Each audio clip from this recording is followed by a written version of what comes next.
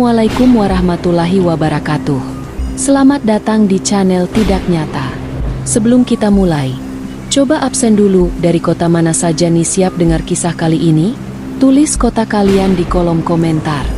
Jangan lupa untuk like, subscribe, dan nyalakan lonceng notifikasi agar kalian tidak ketinggalan cerita seru lainnya.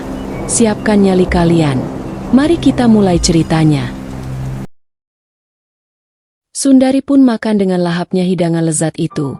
Dia sudah lupa kapan terakhir kali dia dan keluarganya makan makanan enak dengan lauk daging ayam yang sangat nikmat seperti itu. Bahkan mungkin memang mereka tak pernah makan makanan seenak itu hingga dia lupa. Rahayu, boleh saya tanya apa yang membuatmu menjadi seorang yang sukses seperti ini? Apa suamimu orang kaya? Sejak kamu dan ibumu pergi dari desa kita saat itu, kita tak pernah lagi bertemu loh. Bagaimana dengan ibumu sekarang? Terus anakmu berapa? Tanya Sundari pada Rahayu yang kemudian tampak murung wajahnya ketika ditanya tentang keluarganya. Ibu sudah lama meninggal RI, sebelum aku menikah dengan lelaki yang tidak aku cintai, dan suamiku pun sekarang sudah meninggal. Kalau anakku juga dua sepertimu, tapi yang besar lelaki sekarang sekolah di sekolahan militer dan tinggal di asrama. Dia mau jadi anggota militer katanya. Jadi ya sudah aku turuti saja. Kalau yang kecil perempuan dia baru SMP. Jawab Rahayu dengan wajah haru. Terus kamu bisa sesukses ini bagaimana caranya Yu? Saya mbok ya diajari berdagang seperti kamu gini Yu. Biar bisa sukses seperti kamu. Bosen saya hidup melarat seperti ini. Hutang di mana-mana. Selalu dina. Direndahkan bahkan dicaci maki orang-orang terus Yu. Lelah banget rasanya hidup seperti ini. Keluh Sundari dengan wajah yang sedih. Berat Eri. Kamu ndak bakalan kuat seperti aku. Aku ini orang yang nekat kok. Kamu mana kuat seperti aku? Jawab Rahayu sambil tersenyum. Tolonglah Yu, ajari saya. Jujur saya benar-benar sudah buntu pikiran ini mau gimana lagi. Jadi tolong deh.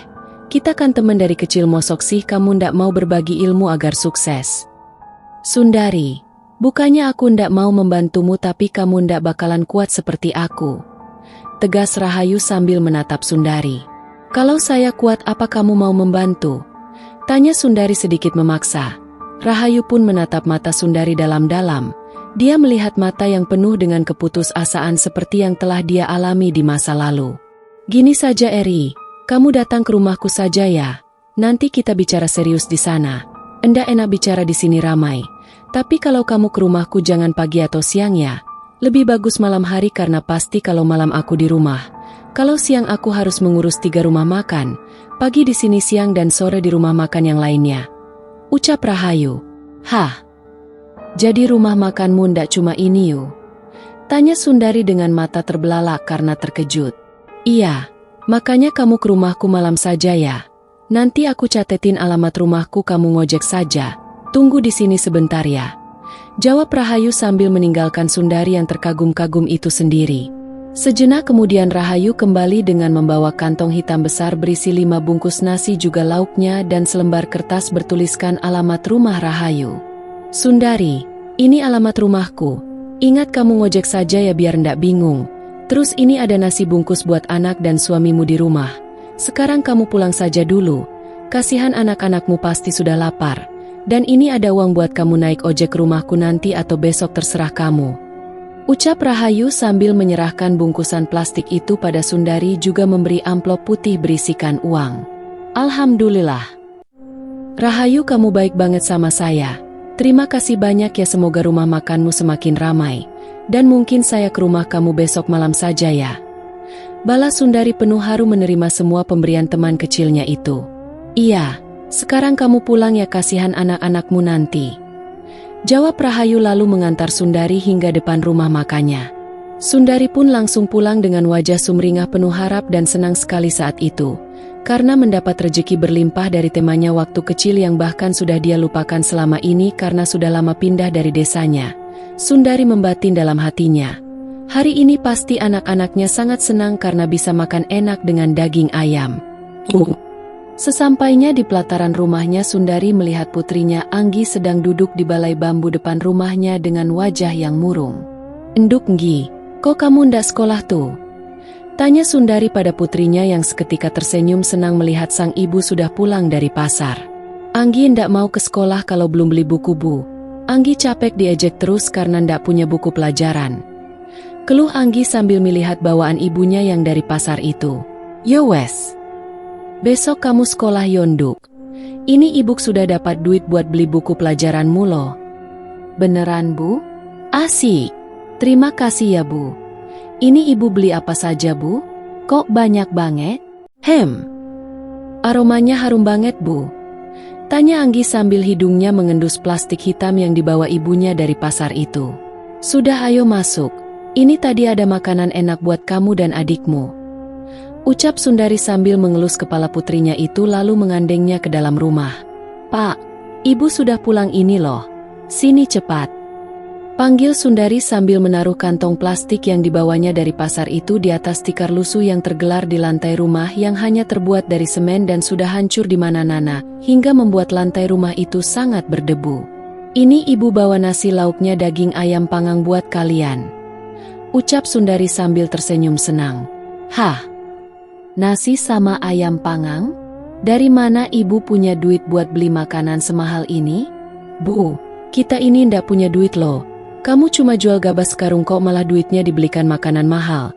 Ingat Bu, anakmu sampai ndak sekolah karena belum beli buku. Daripada duitnya buat beli makanan mahal seperti ini, mboknya dibelikan beras saja bisa dimasak berhari-hari, Bu. Cecar Edi merasa tak percaya dengan apa yang dibeli istrinya itu. Pak, dengarkan ibu dulu toh. Ini makanan dikasih. Endak bayar alias gratis tis.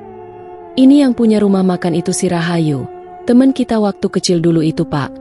Yang sering dikerjain teman-temanmu karena jelek, ingusan, ombra-ombro dan ndak punya bapak itu loh.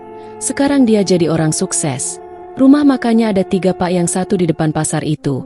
Tadi ibu ndak sengaja lewat depan rumah makannya dan akhirnya ibu diajak masuk, dikasih makan, minum dan ini dibungkusin buat kalian semua gratis. Jelas Sundari sambil menghidangkan nasi bungkus buat anak dan suaminya. Mosok tau, Bu? Wah, berarti ini rejeki buat kita enduk. Ayo dimakan, sudah lama kita ndak makan enakan. Ucap Edi sambil tersenyum. Perasaan Anggi belum pernah makan ayam panggang yang seperti ini seumur hidup Anggi, Bu. Enak banget, Bu. Ini ayamnya Anggi makan sedikit saja ah. Sisanya buat makan nanti sore. Ucap Anggi sambil jarinya yang terkena bumbu ayam panggang. Pak, besok ibu disuruh ke rumah Rahayu loh. Tapi malam hari. Soalnya kalau siang dia ndak ada di rumah. Besok ibu kesana sendiri, Pak, jagain anak-anak. Ucap Sundari pelan. Kamu mau ngapain ke rumah dia, Bu? Tanya Edi sambil mengerutkan dahinya. Ibu mau minta tolong dia agar ibu diajari jualan ayam panggang seperti dia, Pak. Nanti ibu akan minjam modal dulu sama dia, kalau jualannya bisa ramaikan bisa balikin modalnya. Terus tinggal kita usaha sendiri, siapa tahu hidup kita akan berubah lebih baik, Pak. Jawab Sundari sambil tersenyum. Memangnya ibu tahu rumah Rahayu di mana? Tadi ibu dikasih alamat sama Rahayu. Juga dikasih ongkosnya, Pak. Kata dia ibu disuruh naik ojek biar ndak nyasar. Ibu yakin kalau Rahayu mau membantu ibu? Tanya Edi sedikit meragu. Semoga sajalah, Pak. Ibu ini sudah lelah hidup seperti ini. Keluh Sundari dengan raut sedih. Ibu, Anggi doain deh semoga teman ibu itu nanti mau membantu ibu dan ngajari ibu jualan ayam panggang seenak ini. Biar Anggi bisa makan enak terus. Ucap Anggi sambil tersenyum pada ibunya. Amin. Ya sudah, makanya yang kenyang enduk. Ucap Sundari sambil mengelus kepala putrinya itu. Esoknya Sundari sudah menyiapkan makanan buat anak-anak juga suaminya saat hendak ditinggal pergi ke rumah Rahayu. Karena rumahnya sangat jauh. Sundari pun berangkat jam 3 sore dengan berjalan kaki keluar desanya untuk mencari angkutan. Setelah itu dia baru naik ojek ke rumah Rahayu. Sundari, kamu mau kemana tumben jam segini rapi gitu? Tanya Nuning saat berpapasan dengan Sundari di jalan. Mau ke desa sebelah Ning, ke rumah teman. Jawab Sundari sambil tersenyum. Mau cari utangan ya? RI jangan cari utangan terus. Apa yang mau kamu buat bayar nanti kamu itu ndak punya kebun, sawah atau sapi lo RI. Kalau semua orang yang kamu utangin itu nagih ke rumahmu, bisa-bisa rumahmu itu dijual beserta tanahnya sama mereka, terus kamu sama anak-anak kamu jadi gembel di jalan lo RI. Tutur Nuning sok menasehati Sundari padahal niatnya hanya untuk menghina saja. Ning, Walaupun aku banyak utang. Opo pernah aku utang duitmu seperak saja? Endak toh? Kamu itu ndak perlu repot nyinyir tentang utangku. Toh aku ndak minta kamu untuk melunasi utangku kan? Jadi sudah ndak perlu kamu nyinyir menghina terus. Jawab Sundari dengan emosi. Sundari, bicaramu sombong sekali yo. Sudah hidup kere. Melarat saja sombong banget bicaramu. Ning. Memangnya aku menyombongkan opo? Omonganku itu bukan sombong tapi membela diri. Yang sombong itu kamu Ning Nuning. Embokyo mikir kamu itu orang kaya. Aku ini orang melarat Ning, tapi aku kan endak pernah minta-minta sama kamu. Endak pernah ngutang duitmu, jadi diamlah, jangan kamu hina aku terus. Ucap Sundari dengan emosi lalu berlalu meninggalkan Nuning yang bengong di pinggir jalan. Sundari, kamu ini memang pekok ya. Dinasehati malah ngamuk. Ucap Nuning sambil berteriak, namun tak dihiraukan oleh Sundari yang terus berjalan meninggalkan Nuning dengan emosi. Dasar bocah gendeng. Lambene turah tenan Nuning ki. Seneng banget nyinyir dan menghinaku padahal aku ndak pernah ganggu dia. Bikin emosi saja. Gerutu Sundari sambil terus berjalan dengan wajah cemberut. Sundari berjalan jauh keluar desanya hingga sampai di jalan raya beraspal. Setelah menunggu angkutan lewat, dia pun naik angkutan itu dan pergi ke arah pinggiran sebuah kota kecil di kampungnya itu. Turun dari angkutan, hari sudah mulai senja. Sundari pun masih harus mencari tukang ojek dan menyuruhnya mengantar ke alamat yang sudah dicatat oleh Rahayu di secarik kertas. Mas, tahu kan alamat ini? Tanya Sundari pada tukang ojek yang dihampirinya. Oh, ini saya tahu Mbak. Ini rumahnya juragan ayam panggang itu. Weslah, naik sini tak antar sampai rumahnya Mbak. Jawab tukang ojek itu, lalu mereka pun melaju ke alamat yang dituju. Selang beberapa lama tukang ojek itu menghentikan motornya di depan sebuah rumah besar bertingkat dengan pagar besi yang tinggi. Sudah sampai Mbak. Ini alamat yang Mbak tuju. Ucap tukang ojek itu. Hah? Yang bener Mas, ini rumah temanku. Tanya Sundari sambil matanya melotot ke arah rumah megah itu. Memangnya teman Mbak siapa? Pasti babunya yang punya rumah ini ya? Tanya tukang ojek asal nyeplos saja. Mungkin karena melihat penampilan Sundari yang deso dengan badan kurus dan dekil itu, dia pikir tak pantas punya teman orang kaya. Yo wes Mas, ini bayarannya. Sana pergi, omonganmu itu lo nyelekit. Memangnya aku ini hanya pantas punya teman seorang babu popie? Ucap Sundari suwet sambil membayar tukang ojek itu. Sundari pun mengetok-ngetok pagar besi yang tinggi dan kokoh itu dengan gemboknya yang tergantung di pagar itu. Hampir 5 menit Sundari berdiri di depan pagar sambil berteriak kulonun di depan rumah megah itu. Hingga akhirnya muncul seorang anak gadis berumur sekitar 13 tahun menghampiri Sundari dari balik pagar. Anak gadis itu mengulurkan uang kertas ribuan dari balik pagar pada Sundari. Dia mengira Sundari itu adalah pengemis yang sering meminta-minta ke rumahnya. Sundari terkejut dengan perlakuan anak gadis itu. Lalu dia pun menolak uang pemberian sang gadis sambil tersenyum. Enduk, ibu mau tanya apa ini rumahnya Rahayu? Tanya Sundari pada gadis itu yang menatap penuh curiga pada Sundari. Iya Buk, Rahayu itu ibuku. Ibu ini siapa? Balas anak gadis itu lalu balik bertanya.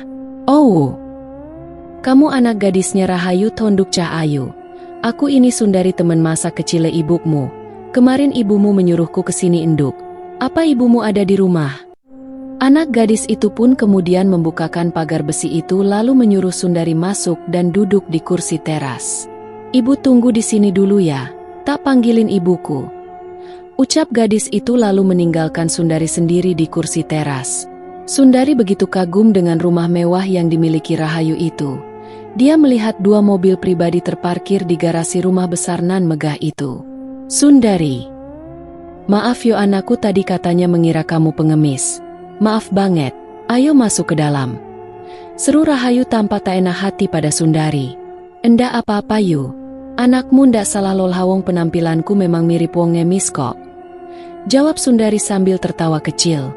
Sesampainya di dalam rumah, Sundari dibuat terkagum-kagum lagi dengan isi rumah temanya itu. Yang begitu mewah dan komplit, perabotan apapun ada. Ya ampun yu. Ini rumah opo istana sih? Kamu bener-bener hidup mewah yoyu. Ucap Sundari dengan mata yang menatap seisi ruangan dengan rasa kagumnya. Kamu ini bisa saja RI.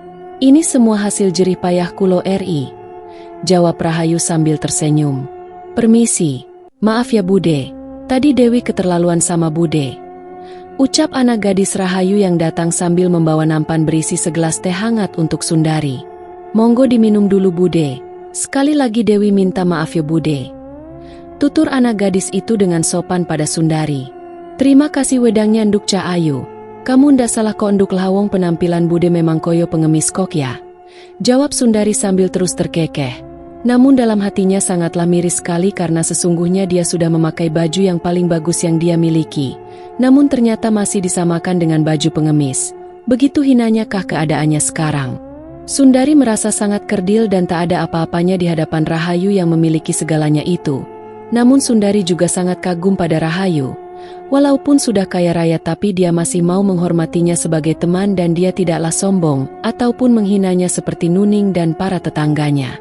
Rahayu, maaf ya jika kedatanganku sore ini merepotkanmu. Jujur aku kesini masih penasaran dengan jawabanmu. Kamu mau kan membantuku? Tanya Sundari sambil menggenggam tangan Rahayu. Aku selalu siap membantumu RI. Tapi aku harus membantu apa? Tanya Rahayu pura-pura tidak tahu.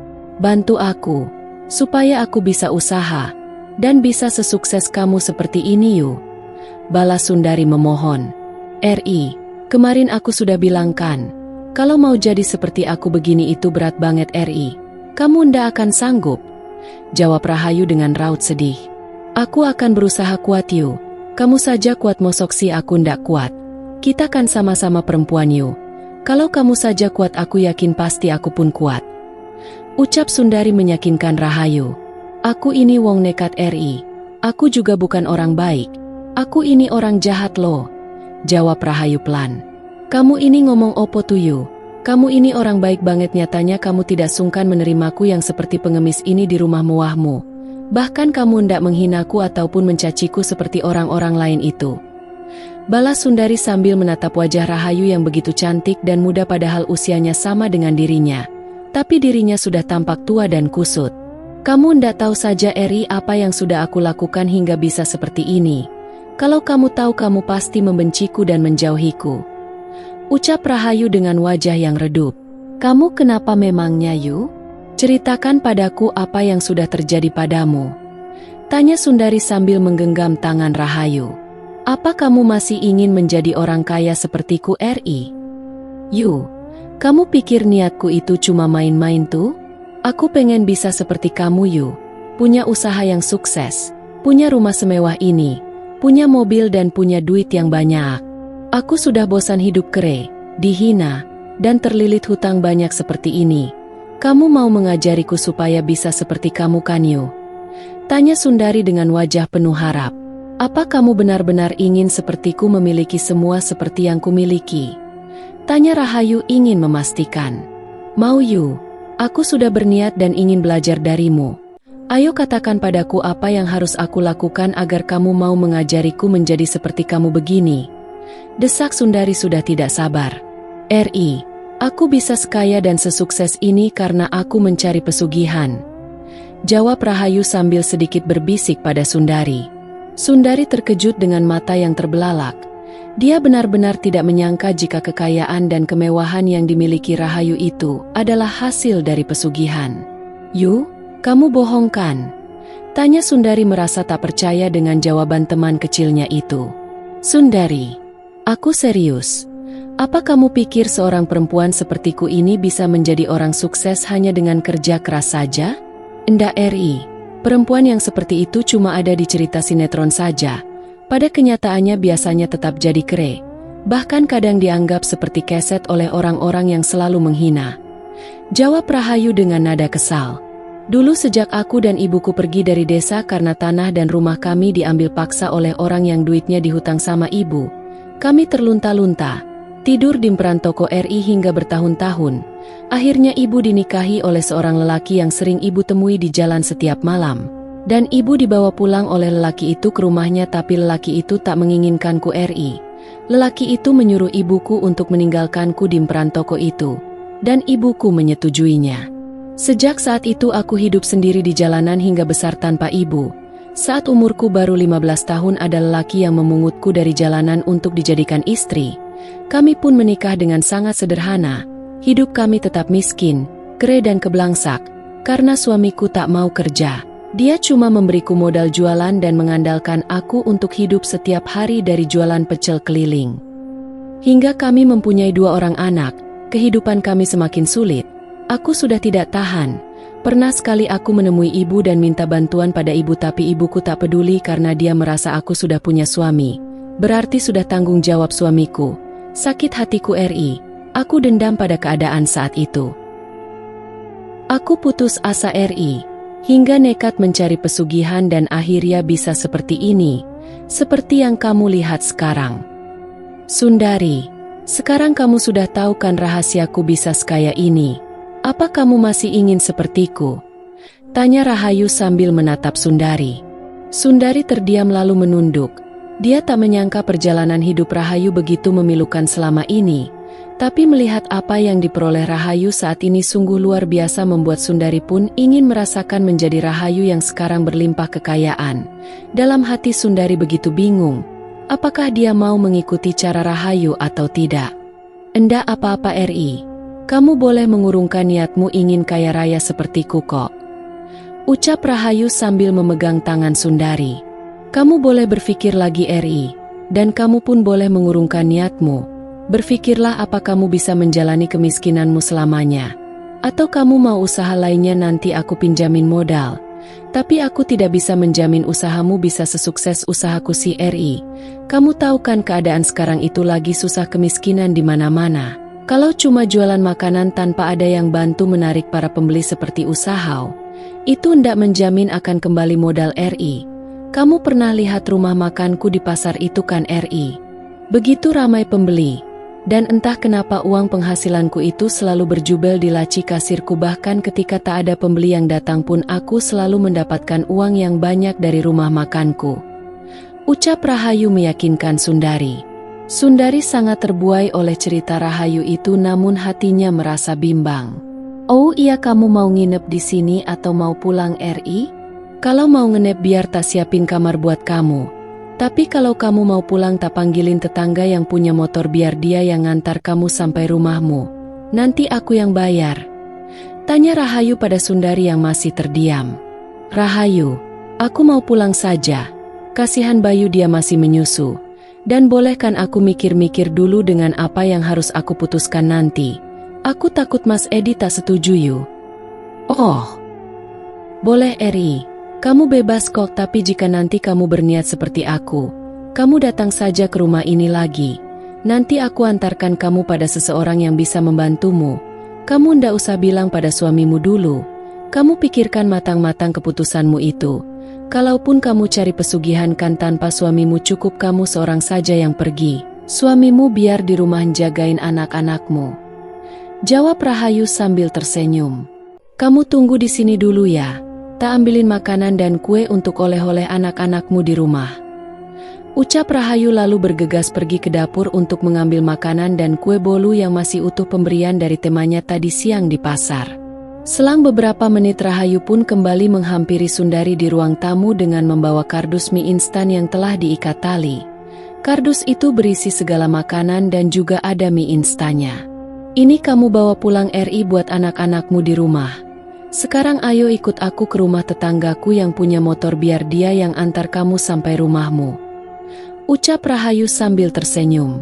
Terima kasih Yayu, kamu baik banget. Aku janji nanti aku akan kesini lagi untuk memberitahu kamu tentang keputusanku yuk. Ucap Sundari malu-malu. Iya, kamu santai saja RI. Rumahku selalu terbuka untukmu kok. Jawab Rahayu sambil mengandeng Sundari dan berjalan menuju rumah tetangganya yang memiliki motor. Sundari pun pulang malam itu diantar oleh tetangga Rahayu dengan motor. Udara dingin menusuk tulang tak dihiraukan oleh Sundari yang dibonceng motor dan memangku sebuah kardus itu. Pikirannya kacau.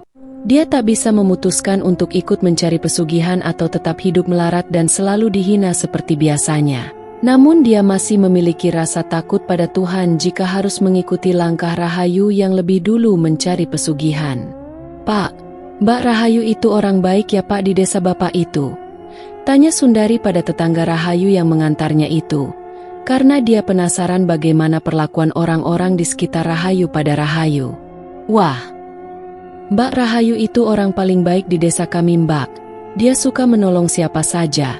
Dia juga sering sedekah pada orang-orang yang tak mampu, Mbak. Makanya kami semua sangat menghormatinya. Kami sering mendoakan agar usahanya tetap jaya karena Mbak Rahayu itu banyak membantu pembangunan di tempat kami. Dia membantu biaya pembangunan sekolah TK, pembangunan jalanan di desa kami dan lainnya, jadi kami semua sangat menghormatinya melebihi menghormati kepala desa kami sendiri malahan. Jawab lelaki itu dengan bangga. Edan tenan Rahayu ini ya, dia pandai banget menutupi dosanya. Bahkan dengan uang hasil dari pesugihan dia sering sedekah begitu banyak, yang membuat semua orang sangat menyanjung dan menghormatinya. Mereka tak tahu saja jika Rahayu punya pesugihan. Batin Sundari sambil tersenyum. Motor melaju pelan di jalanan yang sudah rusak menuju desa Sundari. Udara dingin menusuk hingga ke tulang tubuh Sundari yang begitu kurus dengan hanya memakai baju tipis tanpa jaket itu membuat Sundari sedikit menggigil, namun dia tetap berusaha bertahan dan kuat hingga sampai rumahnya. Malam sudah begitu larut ketika motor yang mengantar Sundari memasuki desanya. Setelah menempuh jarak perjalanan yang begitu jauh, melewati jalan pinggir perkebunan tebu yang luas, lalu melewati jalanan yang terjal, naik, turun khas pedesaan di lereng gunung. Akhirnya Sundari pun sampai di rumah dengan badan yang menggigil kedinginan karena dia tak memakai jaket. Setelah motor yang mengantarnya pergi dari pekarangan rumahnya, Sundari berusaha menguatkan raganya yang kedinginan itu untuk mengetuk pintu dan memanggil Edi suaminya. Astaga Bu, kamu kenapa? Edi terkejut saat membuka pintu mendapati istrinya sedang menggigil kedinginan di depan pintu sambil memondong kardus di tangannya.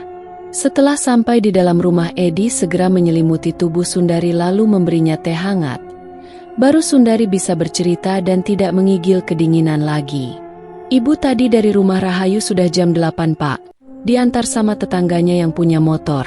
Bapak kan tahu sendiri daerah kita ini di lereng gunung. Kalau malam dingin banget dan ibu ndak pakai jaket. Baju ibu pun lengan pendek, jadi ibu kedinginan di jalan pas sampai menggigil. Sundari bercerita pada suaminya sambil merapatkan selimutnya.